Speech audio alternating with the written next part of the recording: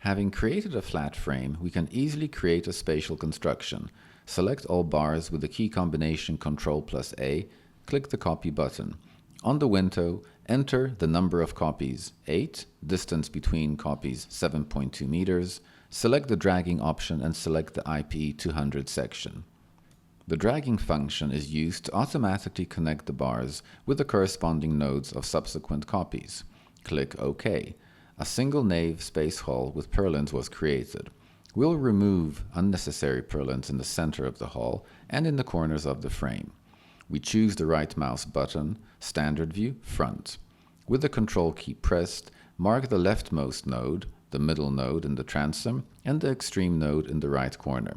We rotate the system with the left mouse button, and we can see by selecting the node in the front view, we marked all the bars hidden behind this node. We choose the right mouse button and select Delete Selected Bars from the context menu. Use the Escape key to deselect everything. The excess bars have been removed.